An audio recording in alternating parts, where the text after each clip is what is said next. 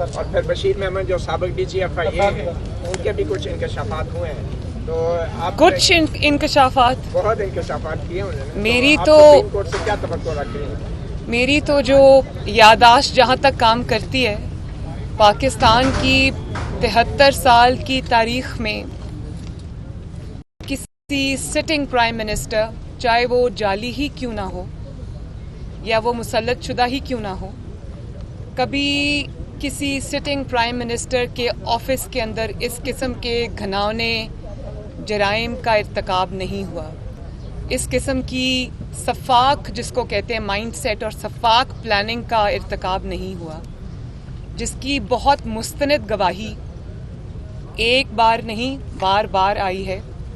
جو جسٹس شوکت عزیز صدیقی صاحب ہیں، ان کی گواہی جو ہے وہ ریکارڈ پہ ہے.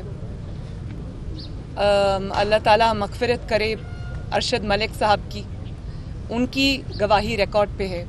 اور اب جو بہت سیریس اور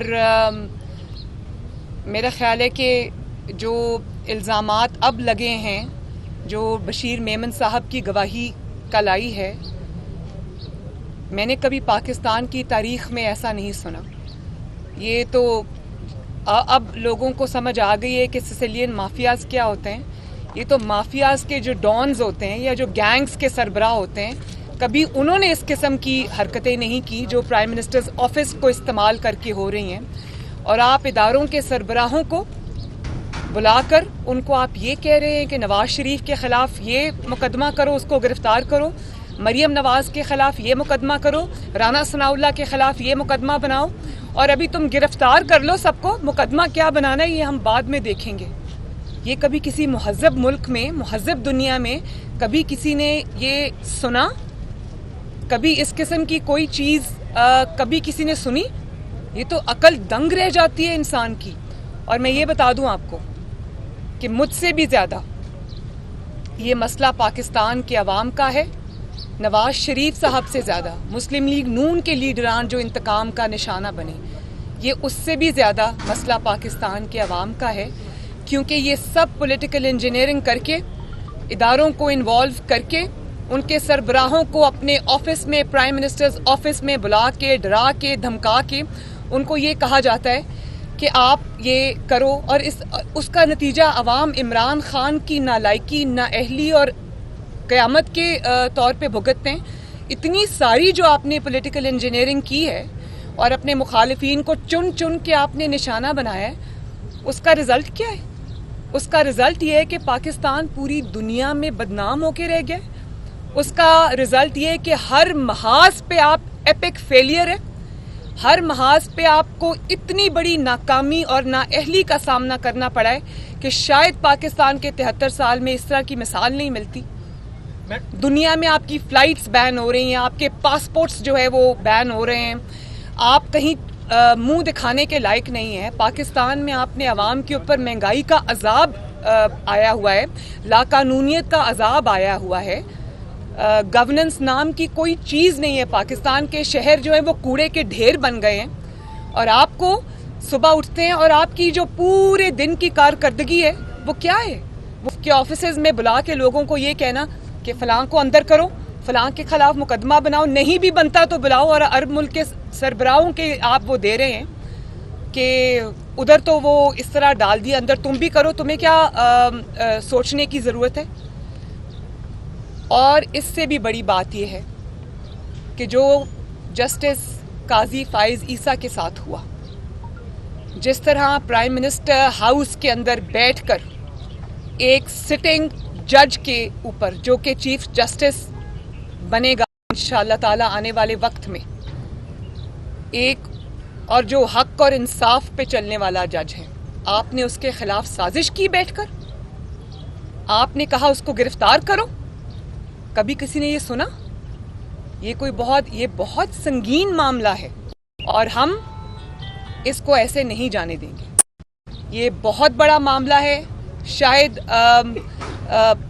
پاکستان کی تاریخ میں ایسا وقت کبھی نہیں آیا. مسلم لیگ نون اس کو نہیں جانے دے گی. اور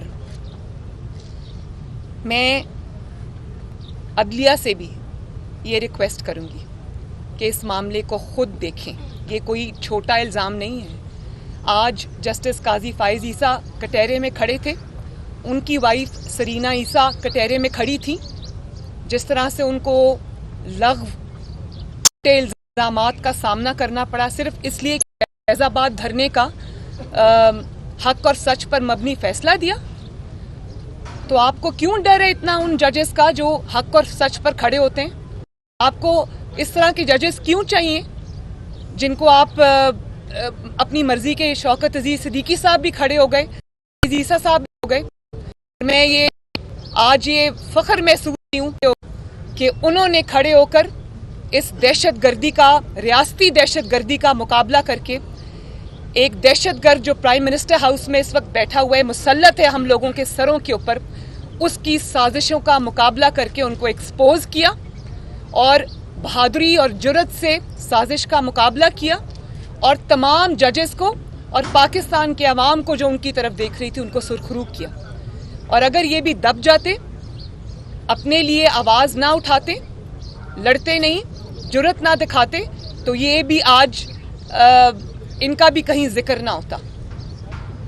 جرت اور بہادری انہوں نے دکھائی ہے, جو جرت اور بہادری نواز شریف صاحب نے دکھائی ہے, یہ جانتے ہوئے بھی کہ یہ انتقام تھا.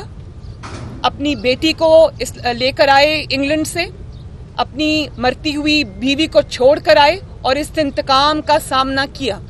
آپ مجھے یہ بتائیں کہ جو بشیر میمن صاحب کے انکشافات ہیں وہ تو آج آپ کے سامنے آئے نا. مجھے بہت خوشی ہے کہ قوم کو ایک ایک چیز پتہ چل گئی, اور بھی بہت ساری گواہیاں آئیں گی. اللہ تعالیٰ کا نظام ہے کہ ہاتھ بولتے ہیں, زبان بھی بولتی ہے, آنکھیں بھی گواہی دیتی ہیں, تو گواہیاں تو بہت آئیں گی. اور ابھی آپ حکومت میں اور آپ کے خلاف اتنی بڑی بڑی گواہیاں آ رہی ہیں, آپ اس دن کا سوچیں جس دن آپ کی حکومت ختم ہوگی, آپ کا حال کیا ہوگا اس دن. اور ایک سیکنڈ, اور میں انتقام کے آگے, ہم تو پہلے دن سے جانتے تھے یہ انتقام ہے. جب پاناما کا مقدمہ انہوں نے شروع کیا, ہم اس سے اور دھرنے 2014 میں جو دھرنے ہوئے تھے, ہم تب سے جانتے ہیں یہ کیا سازش چل رہی ہے. یہ اسی سازش کی کڑی ہے, اسی کا سلسلہ ہے, اور ہم تب سے جانتے تھے. لیکن مجھے خوشی ہے کہ آج پاکستان کا بچہ پاکستان کا ہر شہری جان گیا ہے کہ عمران خان کس قسم کی ذہنیت کا آدمی ہے. آپ کا ووٹ چوری کر کے آیا اور مسلط ہوا ہمارے سروں پر, اور اس کے بعد اس نے پرائم منسٹر ہاؤس جیسے جگہ کا, اپنے آفس کا اس قدر غلط استعمال کیا. تو یہ جواب ان کو دینا پڑے گا. اور میں جوڈیشری سے یہ ریکویسٹ کروں گی کہ جو قاضی فائز عیسیٰ صاحب کے ساتھ ہوا, ان کو تو انصاف ملا, آگے بھی ملے, اللہ کرے. اور میں یہ بھی ریکویسٹ کروں کہ جسٹس شوکت عزیز صدیقی صاحب کو بھی انصاف دیا جائے, ان کی بات بھی سنی جائے. انہوں نے سٹنگ جج ہونے کے وقت انہوں نے یہ انکشافات کیے تھے. اس کے اوپر جوڈیشل کمیشن بننا چاہیے, کیونکہ آج اگر کٹہرے میں شوکت عزیز صدیقی صاحب کھڑے اور جسٹس قاضی فائز عیسیٰ صاحب کھڑے, تو کل کو کوئی بھی جج یہاں پر کھڑا ہو سکتا ہے. تو صرف اس لیے کہ کوئی جج جو ہے وہ حق اور انصاف پر چلنے والا ہے, اس کو کٹہرے میں لا کر کھڑا کر دیا جائے, اس کی وائف کو, اس کی فیملی کی تذلیل کی جائے, ان کو عدالتوں میں گھسیٹا جائے. اس روش کو ختم کرنا ہوگا. تو میں جوڈیشری سے یہ ریکویسٹ کرتی ہوں کہ اس کے اوپر جوڈیشل کمیشن بنائیں.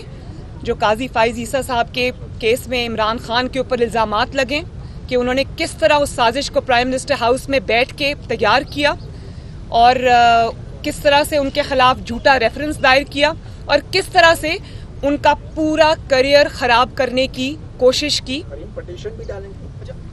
دیکھیں, ایک منٹ, پٹیشن ہم اپنے آپشنز اوپن رکھ.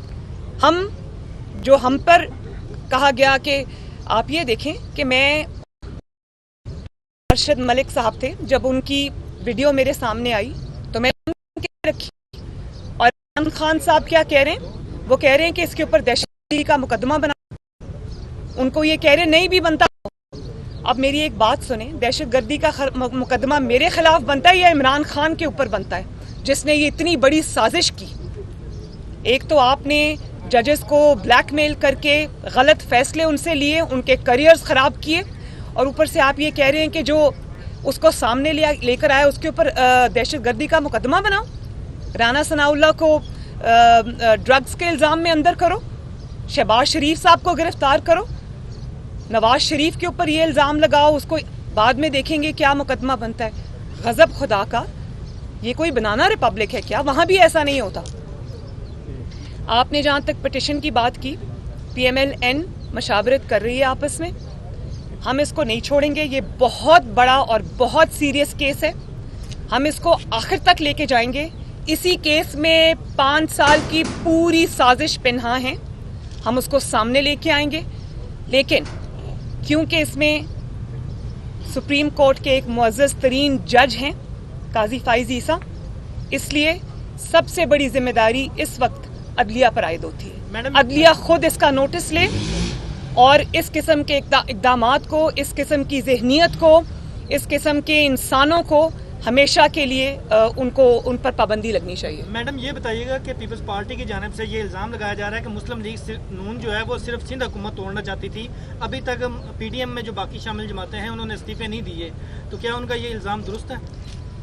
اگر پیپلز پارٹی استعفوں میں شامل اس وقت تک کی حکومت جا چکی ہوتی, اس لیے اب ان کا یہ کہنا نہیں بنتا. اگر پی ایم ایل این یا باقی اپوزیشن استعفے دے گی اور پیپلز پارٹی استعفے نہیں دیتی تو اس میں اس طرح وہ جو ہم اس کے نتائج چاہتے ہیں وہ نہیں آتے. اس کا مطلب تو اس لیے میرا خیال ہے کہ یہ بہت مضحکہ خیز بات ہے کہ اس قسم کی باتوں کا جواب نہیں دینا.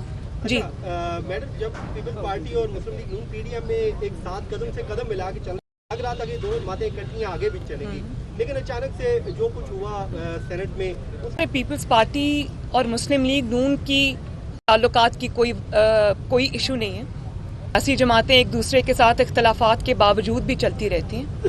یہاں پر ہے پاکستان کے 22 کروڑ عوام کا مقدمہ, اور اس پہ مسلم لیگ نون, چاہے وہ پیپلز پارٹی ہو چاہے وہ کوئی اور جماعت ہو, اس پہ مسلم لیگ نون انشاءاللہ تعالیٰ کمپرومائز نہیں کر سکتی.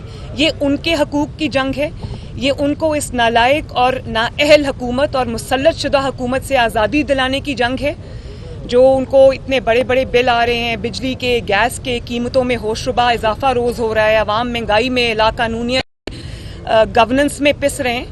تو کے ساتھ اتنا بڑا دھوکہ مسلم لیگ نون کم از کم نہیں کر سکتا. اب موجودہ صورتحال میں تو ایسے ہی لگ رہا ہے کہ جیسے حکومت اپنے 5 سال پورے کرے گی, کیونکہ پی ڈی ایم کی جو جماعتیں ہیں 2 مین وہ اس میں سے نکل چکی ہیں. آپ کو ایسا لگ رہا ہے, لیکن جو ان کی حرکتیں ہیں مجھے تو بالکل ایسا نہیں لگ رہا کہ یہ بجٹ کے بعد بھی سروائیو کر سکتے ہیں. جہانگیر ترین گروپ کی ملاقات ہوئی ہے, اس میں مسلم لیگ نون کا کیا موقف ہے؟ ملاقات جو ہوئی اس میں جو معاملات طے پائے ہیں, آپ سمجھتے ہیں کہ اس معاملے کو کس طرح سیٹل ہونا چاہیے؟ اور میڈم نہیں, اس سوال کا ایک سیکنڈ, اس سوال کا میں جواب کل دے چکی ہوں. ہاں جی, بنی تھی تو اس وقت یہ اشارہ دیا گیا تھا کہ جو آصم سلیم باجوہ صاحب ہیں ان کے اثاثوں کے حوالے سے پی ڈی ایم کے پلیٹ فارم سے عدلیہ سے رجوع کیا جائے گا. آج آپ کہہ رہی ہیں کہ جو جسٹس قاضی فائز کا معاملہ ہے, بشیر میمن صاحب کے جو انکشافات ہیں, اس کو بھی آپ جو ہے ادھورا نہیں چھوڑیں گے. تو اس معاملے پر بھی آصم سلیم باجوہ کے معاملے پر آپ نے عدالت سے رجوع نہیں کیا, پی ڈی ایم نے رجوع نہیں کیا. کیا اس معاملے پر جو آپ کہہ رہی ہیں اپنے لفظوں کا پاس رکھیں گے, عدلیہ سے رجوع کریں گے؟ میں ہر بات میں جو اکاؤنٹیبلٹی کا نیریٹو ہے, چاہے وہ میں کسی جماعت کی بات نہیں کری, پورے پاکستان میں وہ تب تک انکمپلیٹ رہتا ہے, نامکمل رہتا ہے, جب تک آصم سلیم باجوہ جس کے اوپر اربوں کی کرپشن کا الزام ہے, ان کا معاملہ کورٹ میں نہیں آتا. وہ کورٹ میں اپنے شواہد یا اپنی بے گناہی ثابت نہیں کرتے, اور کورٹ سے اگر وہ بھاگتے رہتے ہیں تو پاکستان میں کسی کی اکاؤنٹیبلٹی کریڈیبل نہیں ہے. اور جہاں میں تو وہ مقدمہ ابھی بھی لڑوں گی, میں نے قاضی فائز عیسیٰ کا بھی لڑا, شوکت عزیز صدیقی صاحب کا بھی لڑا, تب جب میڈیا بات کرنے کی میڈیا کو اجازت نہیں تھی. لیکن کیا آپ میرا یہ جواب چلا سکتے اپنے میڈیا کے اوپر؟ پہلے تو آپ مجھے اس بات کی جواب دیں. وہیں سے آصم سلیم باجوہ جیسے لوگوں کو شے ملتی ہے, کیونکہ وہ میڈیا کو کنٹرول کرتے ہیں.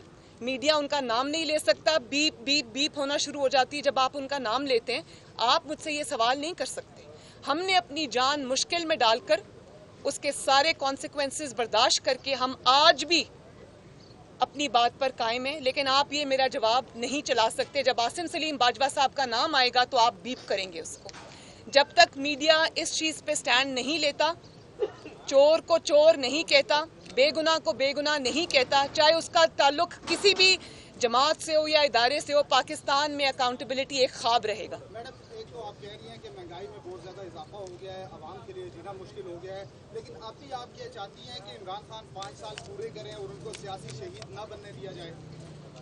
ये सियासी शहीद तो मेरे ख्याल है अब वो नहीं बन सकते। 3 साल बहुत होते हैं एक इंसान को ये प्रूव करने में कि उसके अंदर एबिलिटी है या नहीं है, और वो इसमें बुरी तरह नाकाम हुए। तो जितनी जल्दी इस हुकूमत से, इस वोट चोर और जाली हुकूमत से अवाम की जान छूट जाए उतना अच्छा है। बहुत बहुत शुक्रिया।